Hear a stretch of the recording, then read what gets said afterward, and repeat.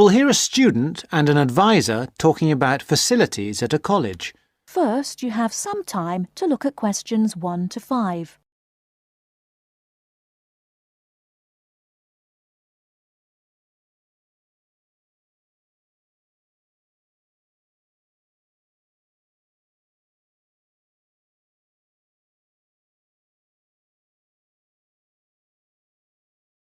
Now we shall begin. You should answer the questions as you listen, because you will not hear the recording a second time. Listen carefully and answer questions 1 to 5. Hi, I wonder if you could help me. I'm starting a course at Glenfield in a few weeks. I was just a bit worried about what facilities there will be and what I'll have to do. I'm especially interested in health and welfare stuff. Certainly. We normally send out a copy of our leaflet, Staying Healthy at Glenfield. I'm not sure why you haven't had it. Well, could you answer a few questions for me? Firstly, I'm wondering about how I get a doctor when I arrive. Well, you can register with the University Health Centre on North Campus. And do I have to pay for that? Not to register, but if you have to get medicines, there's a prescription charge of £6.50. Okay. Well, I'm not planning to get ill. That's only going to arise if I have any problems. So, should I just go along when I arrive? That's what we recommend for peace of mind, but it's not compulsory, and if you don't live inside the catchment area, you can't in fact register there. Where do you live? Well, at the moment I'm staying at the Backpackers Hostel in Hill Street, but I will be moving from there shortly, somewhere nearer. Well, there's a map at the centre which shows you the area that the university practice can accept people from. It's what we call the yellow zone. If you live outside that area, you have to find another medical centre to register with. It sounds like I'll only qualify after I move. I think you might be right. Then, in addition to the health centre, there's a free counselling service for all students situated on the North Campus. You don't have to register.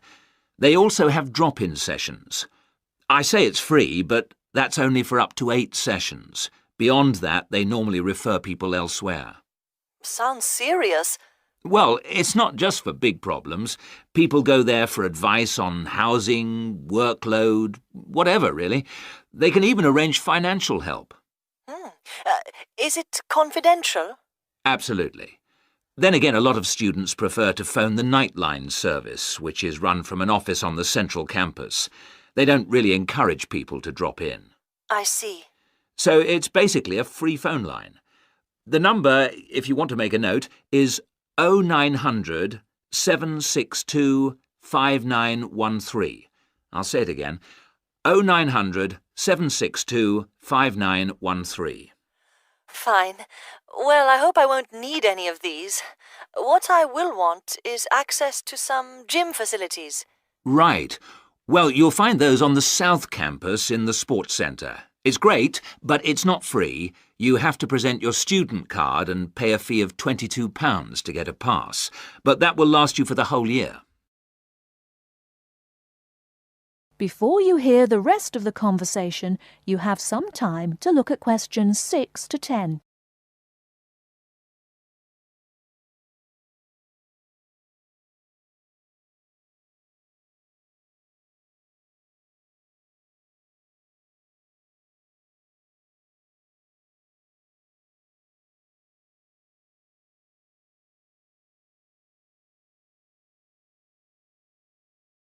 Now listen and answer questions 6 to 10. Is this information on the website? I'm afraid not. I can send you some leaflets or even resend the whole information pack if you give me your details. Could you send the whole information pack, please? Yes, that's fine. I'll have to take down some details. Could you tell me your full name? Sonia Orr. S-O-N-Y... No, I'll spell it. S-O-N-I-A. Then Orr is O-R-R. Orr. OK. And you said you were on Hills Road? Yes, but don't send it there as I'm about to move. I'll give you my new address, which is 22 Winter Gardens. That's Glenfield. And the postcode? Oh, yeah, that's GF23 9BQ. Fine. Now, we're doing a bit of data collection about who uses our services at the moment. Can I just ask a few more questions? Yes, that's fine. OK. If you're an international student, what country are you from? I'm from Switzerland. And how old are you? I'm 24. And finally, which course are you enrolled on? Right, well, that's a bit complicated, since I'm hoping to switch to economics and history. But at the moment... I'm down to do economics and sociology. It's a joint degree. OK, I'll put that. Great. Well, I'll pop the information pack in the post, and you should get it soon. That is the end of part 1. You now have half a minute to check your answers.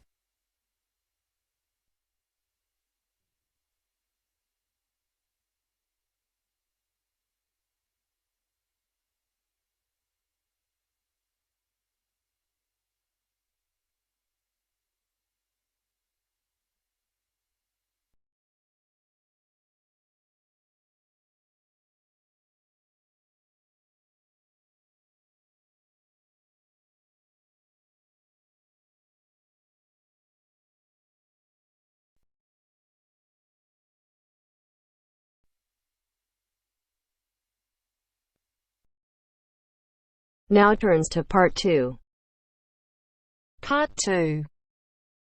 First, you have some time to look at questions 11 to 16.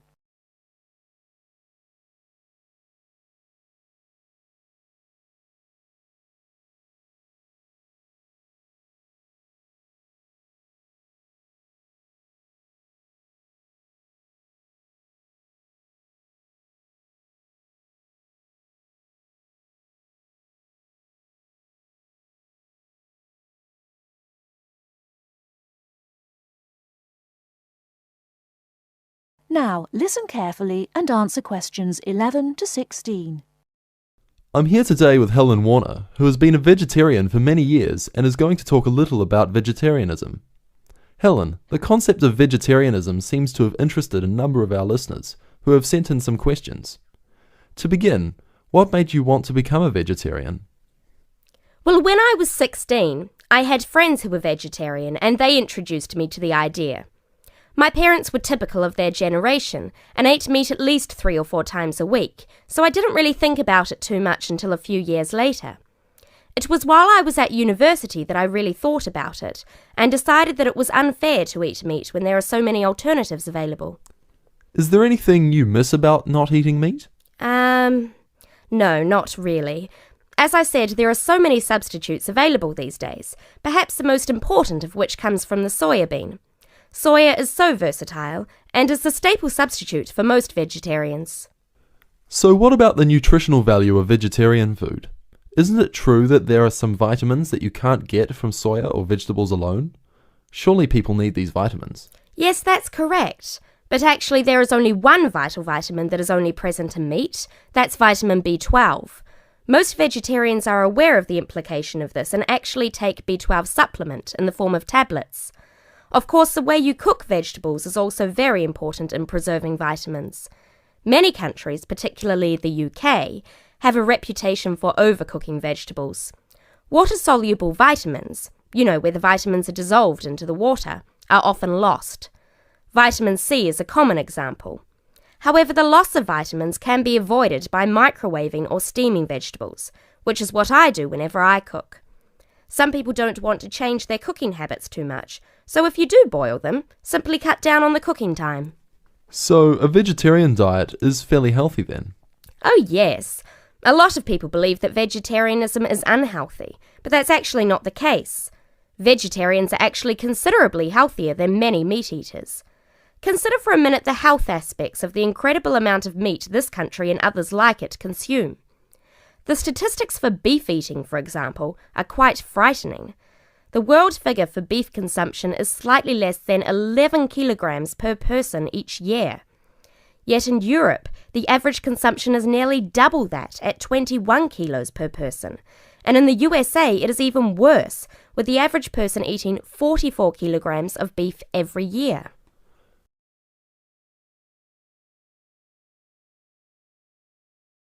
Before you hear the rest of the talk, you have some time to look at questions 17 to 20.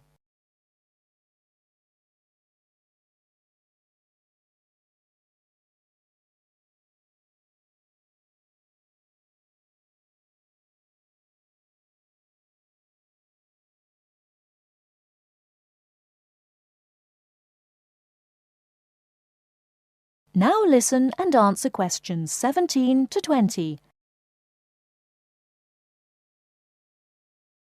So are you suggesting that people stop eating meat altogether and everyone adopts a vegetarian lifestyle? No, not at all.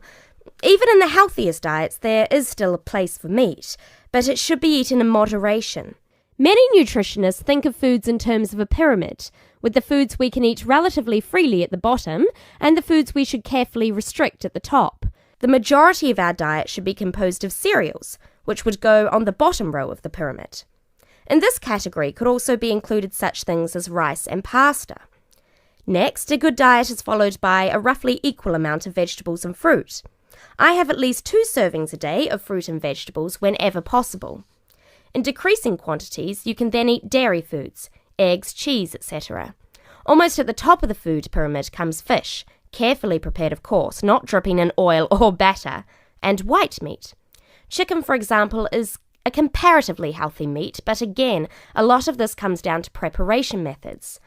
Right at the top of the pyramid come the ingredients of far too many Western meals, red meat and potatoes. It is particularly in that area that I would suggest moderation. Well, thank you very much, Helen. I'm sure that a lot of listeners are interested in your views. How could they find out more about the health benefits of vegetarian options? Well, there are lots of websites and books on healthy eating and vegetarianism, but it is always important to remember to consult your doctor before making any radical changes to your diet or lifestyle.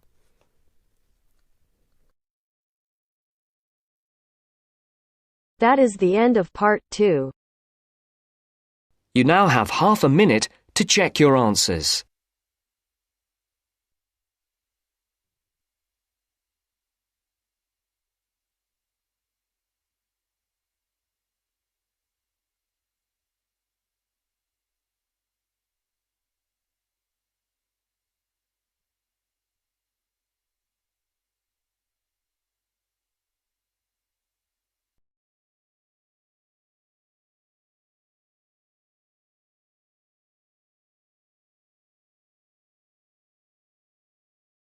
Methods course.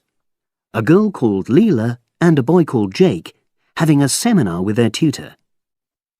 Now you have some time to look at questions 21 to 24.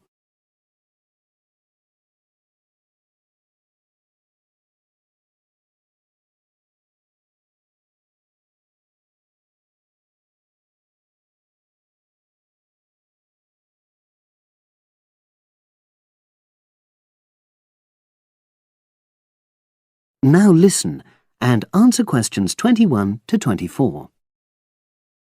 So the task I gave you both was to choose an article about a small-scale research project.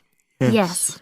You were then required to try to reproduce the research procedures in your own context, i.e. try it out for yourselves. Yeah, and that's what we've done. Great. So I'd like you to tell me a bit about the article and why you chose it. Well, the article's written by 2 university lecturers who had started using crosswords to help their students revise terminology for exams. And the crosswords were designed and set on computers. And we selected the article because, well, it seemed an accessible topic, even though we weren't familiar with the technique. You know, using IT to design crosswords for higher education. That's a good reason. So these lecturers wanted to see how well this innovation was received by their students. Yes. So how did you go about reproducing the research? Well, we drew up a list of terms from one of our own modules, and designed a crossword for revising these terms. Then we asked our classmates to try out the crossword and give us feedback, their opinions on how they felt about using the technique. Was it easy to find participants? It wasn't easy at first, but then we convinced them that by taking part in the research, they were actually benefiting themselves by preparing for an exam which is coming up later this term. And it worked. Good. So how did you find out what the students thought about doing the crosswords? A questionnaire. The original article used a 2-page long questionnaire. There were lots of excellent questions on it, but the whole section on difficulties using IT is now obsolete. Old-fashioned even though it had only been written a couple of years ago. So you designed a shorter version? Yeah. Then we sent it to the 40 students by email and got 28 replies. I was taken aback by the fact that everybody we talked to thought this was a good return. I mean, the responses were well written. People had taken a lot of care, but I was really disappointed with the low numbers. Yes, an important lesson to learn for an apprentice researcher. Yeah. Now you have some time to look at questions 25 to 30.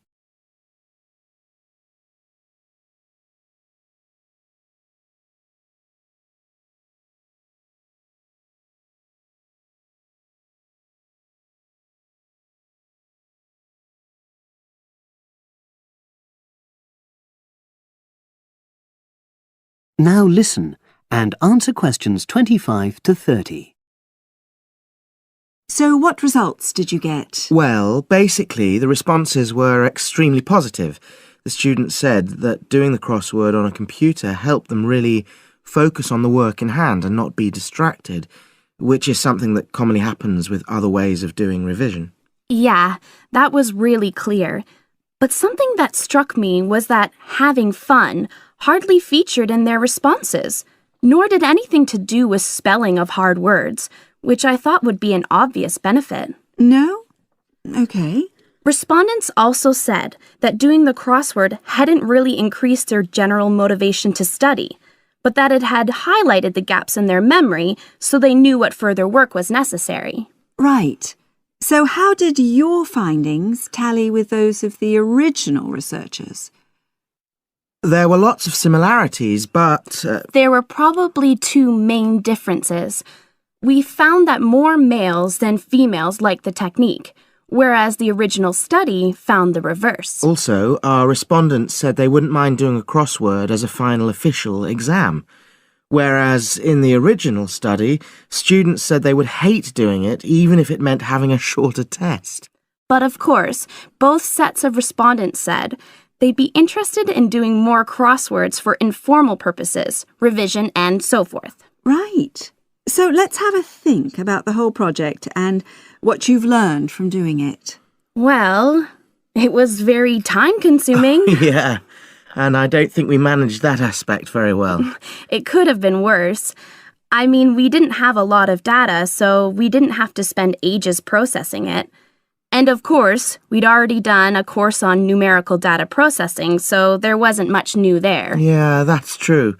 Anyway, I think we designed our questions well so that they gave us manageable data. Yeah, it really helped having the original study to guide us, as it were. And that helped us to see what a good research instrument is. What a good questionnaire should be like. Absolutely. We got a lot from that. But when we were writing up the project, I'm not sure whether we'll know how to acknowledge the work of the original study. Our referencing. No, that's something we'll both have to work on in the future. Actually, that part's been great. Finding ways to share and support another person. That's the real plus from the project, learning ways to do that. Well, it's obviously been very successful. That is the end of part 3. You now have half a minute to check your answers.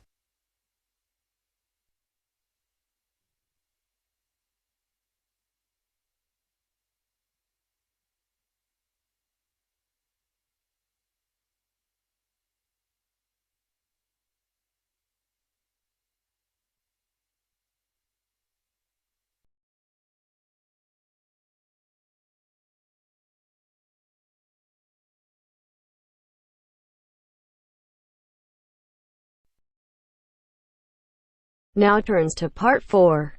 Part 4. 9. Listen to the second part of our lecture. As you listen, complete the notes below. First, you have some time to look at questions 31 to 40.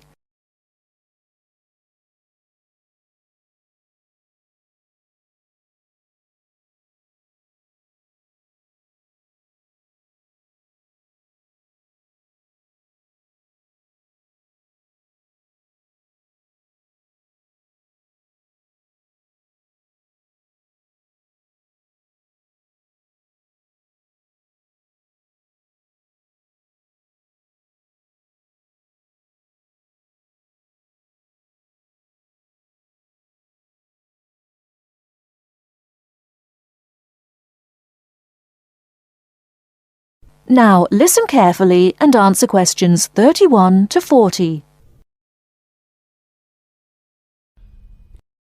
River dance is not just an expression of self-confidence, a kind of culturally interesting pop song. It tells the story of a people through song and dance. It tells the story of the people whose spirit was broken by an event which occurred in the middle of the last century, but continued to affect the society until 1961, the Great Famine. What is a famine? In 1840, the official population of Ireland was 8 million. They were largely poor and living in the countryside. They were beginning to have an interest in independence, and perhaps had things been different, Ireland might have been independent much earlier. But there was a serious problem in the agricultural system. All crops were grown to pay the rent of the land, and all that was grown to eat was the potato. This was fine until the potato crop failed, as it did from 1845 to 1848. The stories of what happened in those times live on in the popular culture of Ireland, and I won't tell them here, but the result was that 2 million people died or left the country by 1851. When you realise that the population continued to go down until 1961, you can realise what a disastrous effect this famine had on the people. Compared with China, imagine if the famine of 1960 reduced the population by a quarter and it kept falling to less than half of its pre-famine figure. Anybody with ideas left and went to England, America or Australia.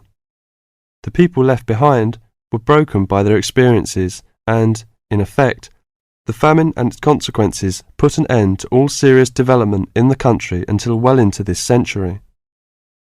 The Irish in Ireland lost all hope and self-confidence, and much of our modern culture is about the sadness of that time and the sorrow of saying goodbye to those who left and left well into this century. Ireland has the highest emigration rate of any country in Europe for the last 2 centuries. We even have an expression for this saying goodbye. It is called the American wake. It means the ceremony, like that of a funeral for someone going to America, because you will never see him or her again. Do you know why there is Irish music on the film Titanic? It is because most of the people killed were Irish. The leaving continued until the 1970s, because independence in 1921 was followed by a civil war and an economic depression. Almost every family in Ireland has relatives abroad, and up to the 60s in some places, of a class of 30 graduating from high school all left. Along the west coast, closed-up houses, from that time falling into ruin, are still common. That is the end of part 4. You now have half a minute to check your answers.